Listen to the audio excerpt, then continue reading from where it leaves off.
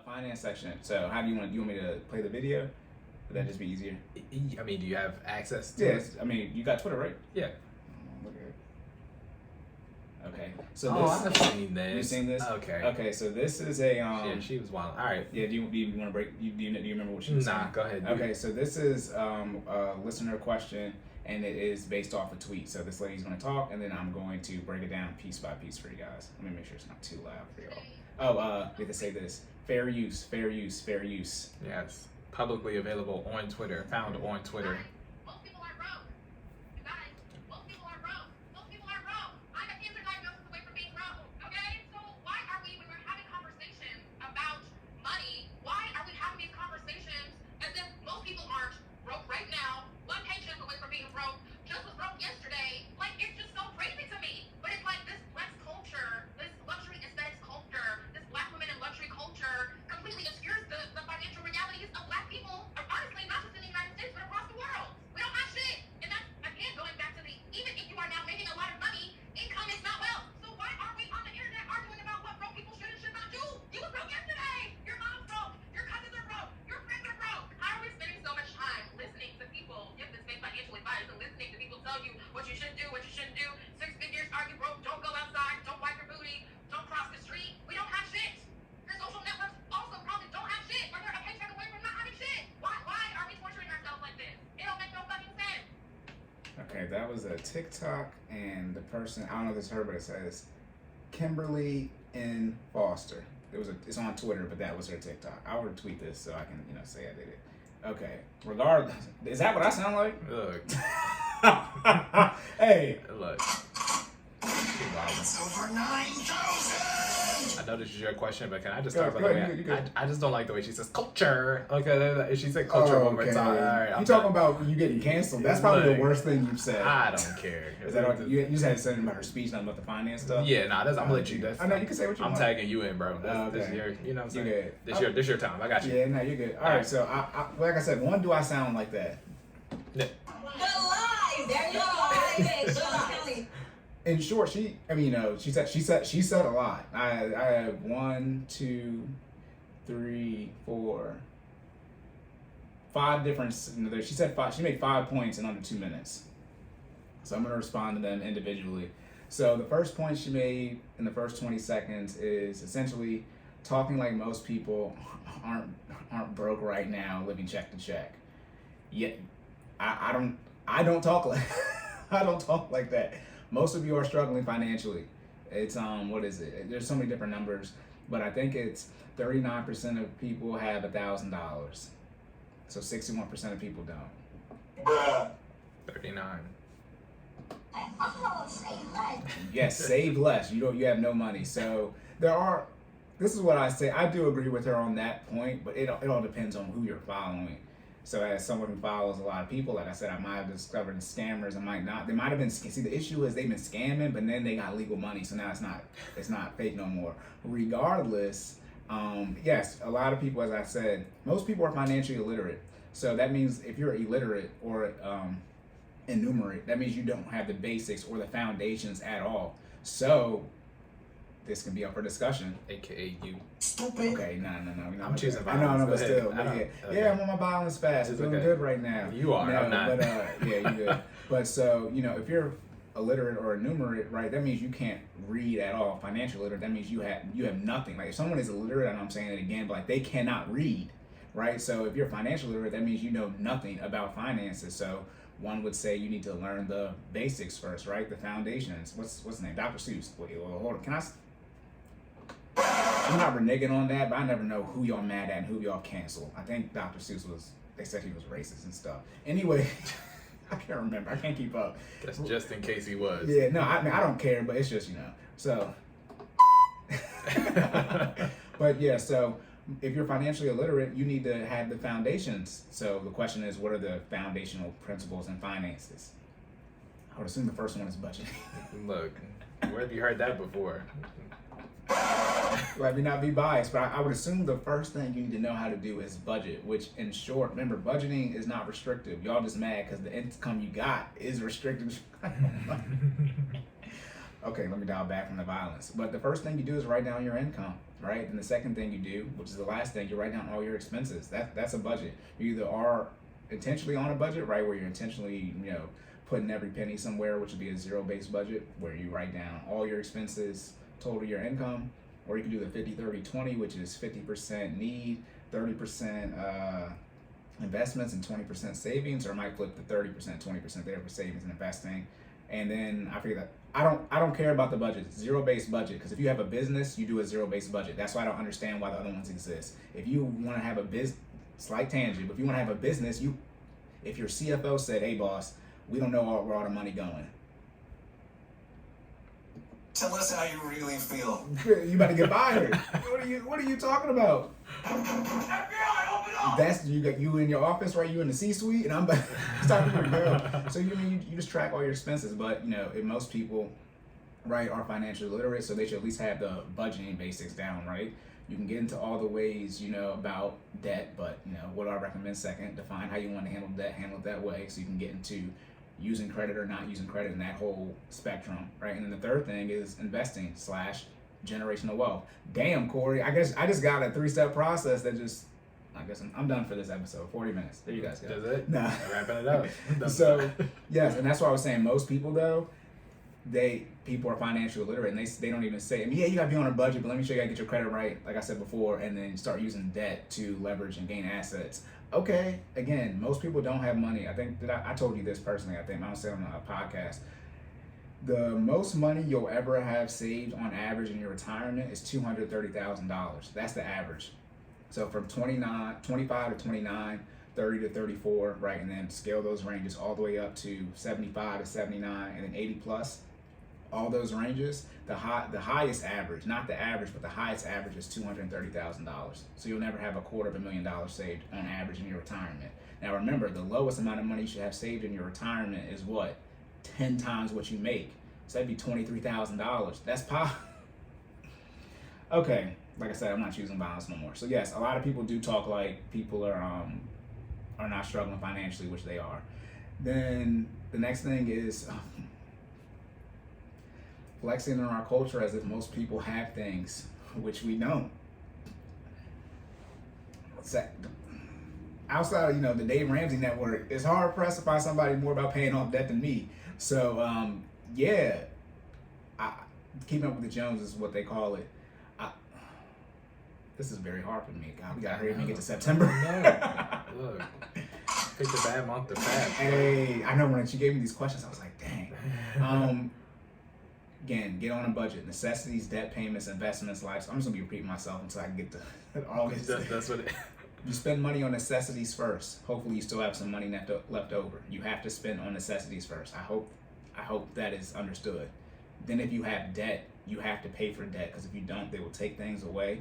Unless you just have a whole bunch of credit card stuff where your credit just gets trashed. But if it's in collections too long, some people will try to garnish your wages. Okay. Third thing is investments. Fourth thing is lifestyle. Flip these and rank these where you want to rank them. But if you start investing at least 10%, I recommend 15, but at least 10%, every month, you'd be hard pressed to be living the lifestyle you're currently living. Most of you are probably living a lifestyle that is 2 times your pre-tax. I'm just gonna keep it like that. Most of y'all bank accounts. He needs some milk! Okay. Nah, it's this. FBI, open up! Y'all be out here owing tax. Let's be clear. Some of y'all be out here owing, not that you owe taxes, but you're paying bad tax and you're out here on vacation. Y'all lucky I'm not in charge. Y'all be so upset. Because I'd have some serious restrictions. You couldn't go on vacation. A lot of these things, if I was in charge, you couldn't do, which is why I'm not in charge. Okay, then the next thing was, wait, what did I say? I love you, bro, but I think that's a good thing. What, that I'm not in charge? Yeah. Let's be clear, I am results-based. You are. Hold on, didn't you guys get your results I'm way not- ahead of schedule? Look, Yes or no? Yes or no? Yes. Okay, I don't care no more. I'm not mad at it. I'm just saying everybody can't handle you like some of your Let's be clear. people can. Yeah, Right? I get what you're saying. It's a tabooness around finances. And finances, you can't diagnose someone with terminal cancer. But that's what I do. Sorry. Because this is what happens. If someone says you have cancer, your response should be, when do we start chemo? I be telling y'all the same thing financially, and y'all be like, all right, I'm going to keep smoking these cigarettes. Okay. And then y'all want me to help you. But then I think I might have spazzed a little bit. I recommend paying off all your debt and having a relatively limited lifestyle until your net worth or income. Oh, yeah. To answer this question about flexing and culture and stuff, I recommend paying off all your debt and having a relatively limited lifestyle until your net worth is over $500,000 and you're in the 24% plus tax bracket. However, most people don't pay off their debt and they fund their lifestyle with debt. So yeah, if you want to know when you can actually live a quote unquote good lifestyle, it's probably in the 500K range net worth, excluding your house, and then it's probably going to need to be in the 24% tax bracket. That's not because you have to make money to go on vacation, but how much stuff costs. That's where you have to. That's where you have to be. Again, no disrespect, but you don't get to fly Spirit. I made a joke about flying Spirit and I couldn't find it no more. It's on one of these episodes. All right, man. I think I said people like indebted on Spirit or something. It was bad. Anyways, okay, third thing. Oh my goodness. All right, then third thing is, income is not wealth. I just said no lies detected. There's nothing else for me to say about that. Income is not wealth. And again, a lot of, like I said, the average retirement, right? Most is $230,000. Most people have high income, but they don't manage to invest it, usually because necessities debt. So you guys need to pay off your debt and start investing. Last thing, I think this is okay. Yeah. And the last thing is arguing about what broke people. Okay, I was like, I knew there was a part where it's gonna take. This is gonna take up everything. Arguing about what broke people shouldn't do and giving fake financial advice. I don't argue. But I think broke people need to get on a budget and spend less than they make. You can say that it's fake financial advice, but most people can't show you a budget, a TTM, a trailing 3-month budget, so the last 3 months of a zero-based budget, and they spend more money than they make. So I don't argue and work with people who actually take, I don't argue, I work with people who take accountability for their account. Yeah, I don't argue. I work with people who take accountability for their account and they want to make progress. Yeah, I guess you could say that, right? Being a little arrogant, saying, we got money. I mean, again, like I said, like in the health sphere, there is a way to, you tell someone they have cancer. I mean, there's probably a medical term for cancer, but you tell them what it is, right? You break your leg and the bone's out. That's called an open compound fracture. So in the financial sphere, though, because there's so much tabooness around it, it's hard to tell people what their financial situation is, that they're in. But like, if you're in some type of, it's not. You just say you're broke. All right, you don't got no money. We're gonna have to learn how to synergize that. Look. Yeah, but you broke. I mean, look. What did I say? You should have been talking shit. I mean, let's make a clear, explicit one. Poverty, not an opinion. If you're Section 8, any type of food stamps, significant government assistance, that's poverty. I'm not laughing because there is something you can rank. What is being broke? And sure, being broke is living paycheck to paycheck. But for me, if you pay for your necessities in debt and you're not living paycheck to paycheck, then you're forcing yourself to. I mean that's on you. That's mindset right there, mental makeup. Then there are multiple things talking about what's wealthy versus rich, right? There are people who aren't struggling financially, they're not living paycheck to paycheck. Then there are people who have investments where essentially their investments net them more than their quote unquote 9 to 5 makes them. That can be considered wealthy or rich. And then really the threshold I think might be over 10 million. That's when you start getting the quote unquote wealthy, like people, people have different ranges for it. But $100 million is nothing, but I got 100 billion. So, but yeah, I mean, you're not struggling financially if you're not living paycheck to paycheck and you're investing at least 10%. That's good. But most people are broke. If you don't have $1,000, what are, that's the thing. If you don't have $1,000, what would you say your financial situation is? I mean, me personally, when I think of it, right, and I'm trying to define what broke is, I just start going through the baby steps in my head, and it's like if you still, one, if you haven't hit one, you're definitely broke. Let's start there, which is having that $1,000, savings. And then, exactly. And then for 2, it's like, okay, well, what's your timeline for 2? You know what I mean? If it's not under 2 years, it's like, okay, you still broke. And then, you know what I mean? Based off of that, 3, we can start talking about it. Okay, you're no longer broke, but you're not wealthy. You know what I'm trying Exactly, to say? right. So then we go from there. Yeah, right? and it takes time to build wealth. So obviously, we're only 2-3 years in. So no, we're not wealthy yet because that takes time. Right, But which is expected, right? Exactly. But I guess the question is, when do we define when people are broke? And it's like, hey, you still 1 or 2, you definitely broke. 3 is like, okay, you transitioning. You know what I'm saying? No, the issue with 2 though, because that's debt. So some people don't want to. I'm not gonna pay. I'm not gonna pay off. And it's like that's why I said define how you want to handle debt and handle it that way, which most people don't, because your credit score be trash. That's what I'm saying. There is a 3-digit number that ends the debt conversation for all of us, which is what I feel like people don't know. A 0 credit score, no credit score at all, is better than having a credit score that isn't an 8 credit score. I feel like people don't know that. I think they don't. It's like either. if your credit score is 650, you should just not have no credit at all because you can't get none anyways. You'd rather have no credit at all than bad credit. Like bad credit is the worst. So in the debt community, People hear you don't got no credit, they be like, No, God! No, God, please, no! No! No! No! whole time they need to ask the right questions. Why don't you have any credit? right? Like, you know what I'm Yeah, saying? it's okay if you don't, right? I mean, we don't have debt, but we have credit card, so we still have credit score, but that's getting to the paying it off every month type of stuff. But I mean, if your credit score is low, then I don't understand how you can talk. That gets very confusing to me. But that, pull up your Mint. That's why I say pull up Mint, because Mint, they bought TurboTax. So TurboTax bought Mint. No, I meant Credit Karma, excuse me. Intuit who owns TurboTax. Correct. Who owns Mint. They bought. I know Intuit is the highest umbrella. They own everything. Yeah, Intuit owns TurboTax and Mint, and then they also bought Credit Karma. So Credit Karma is infused into Mint now. So that's why I say pull up your Mint, because it's all right there on the app. I can see your net worth and your credit score without scrolling on the first load. So I mean, It is right on the front page too. Like you ain't gotta go nowhere. And it's a progressive bar too of your net worth. Like it's a very quick conversation, and that's the one thing most of you. It was this last 2 episodes. I don't know which one, but y'all talk to me in person. This is on the special edition one. And if y'all have to come to me and break down your finances to me and convince me you know what you're doing, please, because most of you not on a plan. And remember, you have to have a timeline. And then you can't be 4 or 5 years in on a 2-3 year. Oh my goodness! All right, then you about to say something? No, I'm good. I'm good. Okay, then the last thing is, she was saying we know your social networks don't have anything.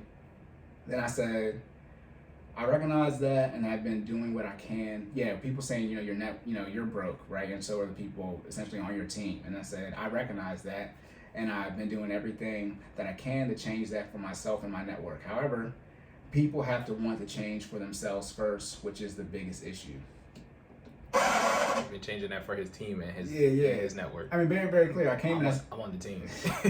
I ain't broke. Hey, your network is your net. Your net worth is your network, but your network ain't ish if it's not up and running. Hey, that's a nerd anyways. So Bars. I mean, put it like this: I came here, I said, "Y'all, we broke. Cory, you still live at home and you make $40,000. You make the least of everybody. What are you are broke." And then I said, "All right, well, this is what I'm about to do. So either y'all jump on the train or not." And then eventually everybody got on the train. Yeah. Jordan was like, "I'm gonna get on the train right away and hope it's not the Titanic." Real talk, yo. I seen that train. You look at it and it started picking up speed. I'm like, okay, yeah, I like where that's going. Let me get on that. That's why I talk about people like they be talking. It's like people know me. I'm doing the same person my whole life. When I say I'm doing something, I don't ask for for y'all to help or agree. I was just letting y'all know so y'all can't tell me I didn't tell you. Like that was it. It's like either get with it or get lost. It don't bother me none. No support. Then we pull up 2 years later with these the results. Right. that's what I'm saying. So there's that. Again, the social media show that. Not that, but most people are struggling. Most people are struggling, so obviously it's a high percentage chance that everyone on your team is struggling. But then it's do you have someone, or do you guys listen to someone or someone's to help you guys move forward in any path, and not just your finance or fitness journey, but anything. Again, goals, smart goals, specific, measurable, achievable, relevant / reward, and time based. Do you guys actually have defined goals, and are you guys making progress and hitting them? That's it. And so we do that for finance and fitness. Me for finances, you gotta have a goal set, and I give on people because I switch from prosecution to defense. I make you prove your plan as the prosecution. I don't do my plan. You got to do something. How many years? I'll be like, fine, I'll see you in 40 and I'll see you when I'm 40. It don't bother me none. But a lot of people try to prove me wrong, and I'll be like, good luck. See, the only problem with that though is there's like finite amount of time, and you don't have the time to waste to not be right. You get what I'm trying to say? Like that's the problem. Like I think one thing that Cory just said, I don't remember what episode, or he just said it to me in person. we have so many now. It's like right. It's just like I think he was saying prove basically find the people who agree with you. I think that's one of the ones that I always like to because it's like we got Dave on ours. Let's just start there. He a multimillionaire. Where you're a multimillionaire at? Right. Like, you know what I'm saying? That's doing what you do. Like I said, I got counters for all your punches. I study everybody because everyone's not all bad. Like people are good at things. And Dave straight up says, find someone who's made more millionaires than me, and nobody has a response for that. You can be, he'd be wrong, he conservative, whatever it is. He's a boomer. When he starts saying who's made more millionaires than me, I have yet to see one response. Because it comes to a point where it's like, I thought y'all say money not everything, but then y'all complain about someone getting, people money. That's why I said how much money is too much money. Then you don't like the way he do it, but then you don't got a plan. It's just like, again, y'all broke. Look. Good lies. There you go. Like, look. That's bullshit. Why do we have a censor where we have stuff cussing? I don't know. I just thought about that. But no, real talk. It's like if you do not have to like you were saying. I'll say it again. Stop telling me how much you agree with me. Go find the people that agree with you. Build a team with them. And if my team and your team have to compete, you better be ready to lace up. Like I want everybody to have money. So I'm not like anti people. Like if you broke and you struggling financially, that's not my fault. My hands are clean as day from that. Because that is not. You get about a really one meeting, but I give you about 3 months to figure it out. But like I don't come to you with like a 10-year plan, which I'll be doing with the student loan forgiveness. What? 10? Never mind. See how. Time.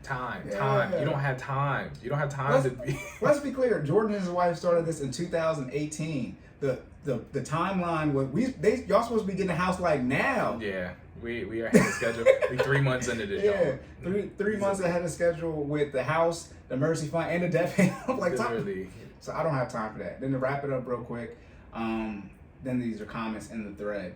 Somebody said, I feel like she's saying that we perpetrate the cycle of envy and lack of confidence when we talk down to others about their financial situation. We don't have to ish on others. I'm like, that's a bad word. We don't have to talk. I got the censor button. Yeah, we don't have to on others to bring yourself up, right? And that most of us don't have the means to truly impact our circles well. This is Twitter, so people are shortening it for that. Gotcha. Okay. But yeah, bringing people down again. Like I said, if someone has cancer, that's not bringing them down. That's properly diagnosing them. So again, don't say they're poor. Don't say they're in poverty. Don't say they're broke. Don't say they're struggling financially. But at the end of the day, don't like the words I use. I make sure people can eat and feed their kids. So, again, I don't care. Use whatever words you want. That's what I'm talking about. Get on the budget. Like, I would go to math real quick. I would go to math. Numbers are numbers. I will go to math real quick on y'all. So, yeah, sorry for talking down. You don't like the tone. But again, if you can't show me a zero-based budget for the last 3 months, you don't not even budgeting your own money. The fake financial advice. Spending less money than you make isn't financial advice. Okay, broke. That's what I'm talking about paying debt. How you gonna talk to me about paying off debt and you got debt? What? I'm gonna have to do the calculations on how much debt been paid off in the group, like the student loan stuff. But we over 100K. Easily. We almost at 2 because you had. We got 100 by ourselves. Yeah, you got 100. So y'all better stop playing with me, bro. One facet, 100K. Yeah, so like the debt payoff is over 6 figures. We tell you we call it a financial group, $1 million meeting. Like, so we got the income, but like now it's talking about using that income to actually make progress and build wealth and generational wealth for ourselves. So excuse the tone, excuse the words of the name calling, but y'all really don't want to. That's the thing. I do the name calling this stuff to help y'all out. It's actually better for you. If I come down, sit here, and just do straight math, y'all in trouble. Y'all weren't in Calc 2 with me when I would just go up and answer the questions, and people would ask me, how do you do that? And then I just go back through my work. Like, this is how I did it. It's math. How do you pay off your debt? Well, $2,000 to $24,000 is 12 months. See you in 12 months. Y'all don't do that. Okay. Last thing. Then this is a response. So they say, yeah, we need to break the ideas that we don't have and can't achieve. When she was saying, you're broke, your parents are broke, et cetera, et cetera. Yeah, that's the mental makeup, the mindset. Insert generational wealth episode 14 here about changing the mindset. Like I said, but building your team, mental makeup. That's the first two things I recommend. Again, what did Kanye say? He said we was all slaves. He really didn't say that. He was paraphrasing, but right, life and death is in the power of the tongue. Right, don't speak that you're broke over yourself. So yeah, again, I don't say that. Yeah, I mean, I broke. Now, again, I would diagnose your current situation, right? Like where you're currently at. But again, for me, if you listen to me, real talk, in 12 months, your entire financial life will change, unless you just have so much stuff messed up. But it's gonna take you 6 to 12 months to be in a better position. Right. Yep. So that's it for that. 59 minutes, locked and loaded. Let's go. Let's go.